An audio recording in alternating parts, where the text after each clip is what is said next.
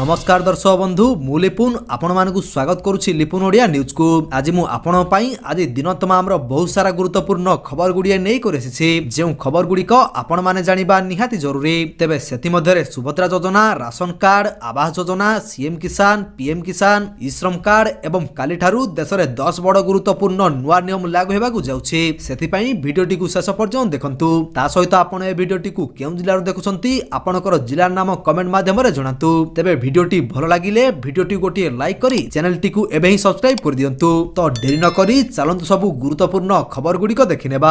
रोसई gas रे लागिबो tax 18 टंका बढ़ी जिवो एलपीजी सिलिंडर। दरदाम वृद्धि चिंता बढ़ाइछि। ईरान युद्ध कारणरु सप्लाई चेन रे असुविधा देखा देबा परे भारत सरकार देशर गैस पई एक स्ट्रेटेजिक फ्यूएल रिजर्व प्रस्तुत करिबाकू योजना करूछंती। रॉयटर्स रिपोर्ट अनुसार केंद्र सरकार $42 अरब बा 4 लाख कोटी टंका आदाय करिया पई योजना करूछंती। एही अर्थ फ्यूएल स्टोरेज स्कीम योजना रे व्यवहार हेबो। इहाकू रंधन गैस एवं प्राकृतिक गैस व्यवहार करुथिबा खाउटीक ठारू आदाय करा जिवो। तेबे सरकारी भाबरे एने किछि कुहा जाय नाही। रिपोर्ट रे कुहा जायछि जे एलपीजी एवं प्राकृतिक गैस व्यवहारकारीक ऊपर एक छोट टिकस लागिवो। एही ट्रैफिक नियम जानिछंती कि नाही? जदि कटिथिबो एतिकी चालान आउ काम करिवो नाही ड्राइविंग लाइसेंस। जदि आपण गाड़ी चलाउछंती एवं ट्रैफिक नियम भांगी केवल चालान गणी खसी जाउछंती तेबे एबे सावधान होई जांतु। ट्रैफिक नियम को नै केंद्र सरकार एवं परिवहन विभाग नैछंती कड़ा अभिमुख्य। नुआ नियम अनुसार एबे बारंबार नियम भांगिले केवल जरिमाना दे रक्षा पाई परिबे नाही बरम आपणको ड्राइविंग लाइसेंस रद्द होई जिवो। सेंट्रल मोटर व्हीकल एक्ट रो नुआ नियम अनुसार वर्षे भितरे जदि कोनोसी चालक 5 ताठारो अधिक थर ट्रैफिक नियम उल्लंघन करंती तेबे ताहाकू गंभीर अपराध भाबरे ग्रहण करा जिवो।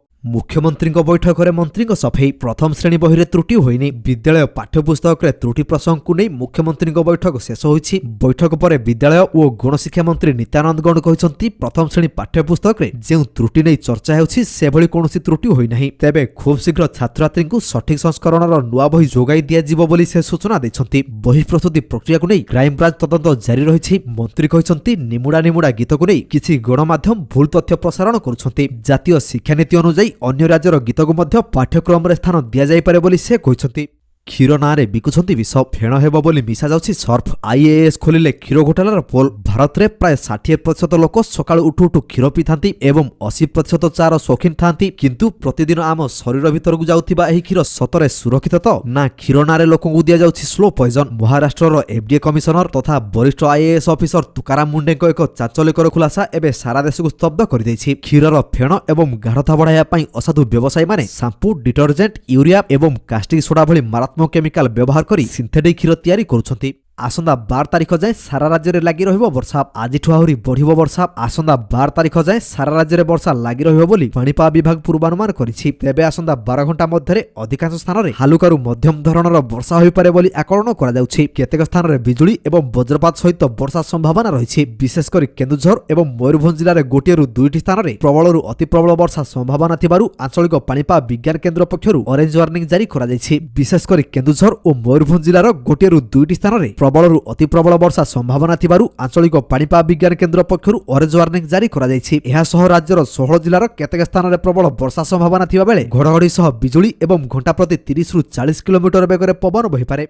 रोसई घरे महंगा माड़ डाली और खाइबा तेल दाम आकाश छुआ। गत 5 मास हेबो साधारण खाउटीक खाद्य और पानीय सामग्री दर उपरमुहा होइछि। दुग्ध चीनी सह अनेक राशन सामग्री दर गत फेब्रुआरी परठु महंगा होइछि। अमेरिका एवं ईरान युद्ध जोगु एभली स्थिति रहिछि। उपभोक्ता व्यापार विभाग प्राइस मॉनिटरिंग सिस्टम मुताबक 16 प्रमुख खाद्य सामग्री वर्ग मध्यरु 15टीर दर बढ़िछि। डाली और तेल क्षेत्र में सर्वाधिक दर वृद्धि होइछि।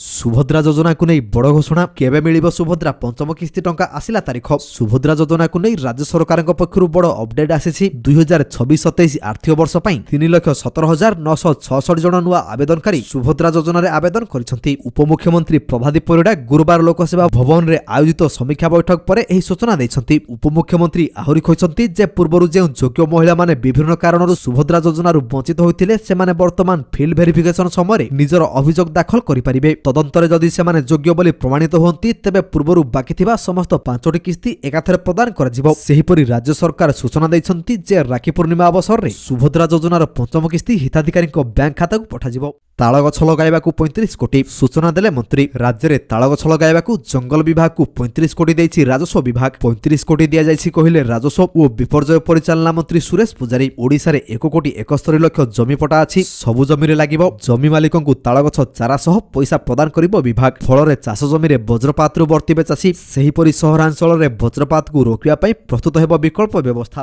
पनीर खाउथिले सावधान, पनीर नारे बिक्री हेउछि अनालोग। एही राज्य करिदेलानी ब्यान। आपण खाउनाहांती तो? पनीर प्रेमीको पई एक बड़ खबर सामना को आसुछि। आपण होटेल रेस्टोरेंट किंबा बजाररू किणी आणुथिबा स्वादिष्ट पनीर सतरे क्षीररू तयारी तो ना पनीर भଳି देखा जाउथिबा केमिकल ओ पाम ऑयल प्रस्तुत अनालोग पनीर खाउछंती। लोकंको स्वास्थ्य सह खेला जाउथिबा एही बड़ खेल को रोकिबा पई महाराष्ट्र सरकार एक ऐतिहासिक निष्पत्ति नेछंती। राज्यर खाद्य सुरक्षा कमिशनर तुकाराम मुंडे अनालोग किंबा नॉन डेयरी पनीर उत्पादन, बिक्री, संरक्षण और परिवहन उपर संपूर्ण ब्यान लगाइछंती। आउ किछि दिनर अपेक्षा समस्तଙ୍କ पाखरे पहुंचिबो प्लास्टिक नोट। एही दिन आसीबो 10 एवं 20 टंकिया। भारतीय रिजर्व बैंक और केंद्र सरकार देशरे प्लास्टिक किंबा पॉलीमर नोट चलाचल पई बड़ प्रस्तुति आरंभ करि दैछंती। 2027 रु 28 आर्थिक वर्ष आरंभरु देशरे 10 और 20 टंकिया प्लास्टिक नोट बाजार को आसी पारे बोली सूचना मिलुछि। एबे आउ पॉकेट रे थिबा 10 एवं 20 टंकिया कागज नोट बारंबार ओदा होई चिरि जिबार भय रहबो नाही। केंद्र अर्थ राष्ट्र मंत्री पंकज चौधरी संसद रे एही विषय रे आनुष्ठानिक सूचना दैछंती। आरबीआई रो गवर्नर संजय मालहोत्रा स्पष्ट करिसंती जे सबकिछि योजना मुताबिक चलिले 2027 रु 28 आर्थिक वर्ष आरंभरु एही नोट बाजार रे उपलब्ध हेबो।